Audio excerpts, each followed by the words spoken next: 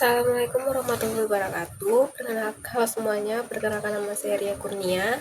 Saya merupakan salah satu mahasiswi dari Universitas Islam Indragiri Hilir, Fakultas Ekonomi dan Bisnis, Program Studi Manajemen, kelas Manajemen B, yang di sini saya akan mempresentasikan tentang mata kuliah ekonomi makro dengan dosen pembimbing Bapak Haji Agus Maulana SEMM, yang dimana judulnya ini adalah inflasi dalam ekonomi makro.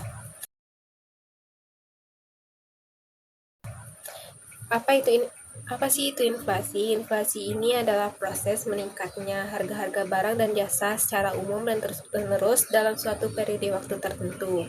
Inflasi ini menyebabkan nilai uang menurun sehingga jumlah uang yang sama bisa membeli lebih sedikit barang dibanding sebelumnya. Pengertian inflasi menurut para ahli yaitu yang pertama ada Nopirin 2000. Inflasi ini adalah suatu proses kenaikan harga umum yang terjadi secara terus-menerus dan saling mempengaruhi. Sedangkan menurut Sadono Sukirno 2008, inflasi adalah suatu proses kenaikan harga-harga secara umum dan terus-menerus berkaitan dengan mekanisme pasar yang dapat disebabkan oleh berbagai faktor. Menurut Dornbusch dan Fisher 1994, inflasi adalah kenaikan harga secara umum dan terus-menerus dalam jangka waktu tertentu. Menurut Samuelson dan Nordhaus, inflasi adalah suatu keadaan di mana terjadi kenaikan harga-harga secara umum dalam suatu perekonomian. Penyebab terjadi inflasi ini yang ada 4. Yang pertama itu ada demand pull inflation, yang terjadi saat permintaan barang atau jasa lebih besar dari penawaran. Terus tuh inflasi karena ekspektasi, yaitu ketika pelaku ekonomi mengharapkan harga akan naik, mereka menaikkan harga atau permintaannya terlebih dahulu. Yang ketiga itu karena cost push inflation, yaitu yang disebabkan oleh naiknya biaya produksi. Yang terakhir itu inflasi karena uang beredar yang berlebihan, yaitu terjadi saat jumlah uang di masyarakat lebih banyak dari barang atau jasa yang tersedia. Cara pengendalian inflasi ini ada 3, yaitu yang pertama dengan kebijakan moneter oleh Bank Sentral atau Bank Indonesia, yaitu dengan melakukan operasi pasar terbuka atau OPT, menaikkan suku bunga atau B rate. Yang ketiga itu menaikkan giro wajib minimum atau GWM. Cara pengendalian inflasi yang kedua itu dengan kebijakan fiskal oleh pemerintah, yaitu dengan mengurangi pengeluaran pemerintah dan meningkatkan pajak. Cara pengendalian yang terakhir itu dengan kebijakan non-moneter, yaitu dengan meningkatkan distribusi dan produksi barang, melakukan impor barang kebutuhan pokok, dan menetapkan harga maksimum atau subsidi. Dampak inflasi ini dapat berdampak positif dan negatif. Dampak positifnya inflasi yaitu mendorong konsumsi dan investasi. Yang kedua, meningkatkan produksi dan pertumbuhan ekonomi. Yang ketiga, mendorong inovasi dan efisiensi perusahaan. Sedangkan dampak negatif inflasinya ini, yang pertama itu ada menurunnya daya beli masyarakat, yang kedua itu meningkatkan ketimpangan ekonomi, dan yang ketiga menurunnya nilai uang depresiasi.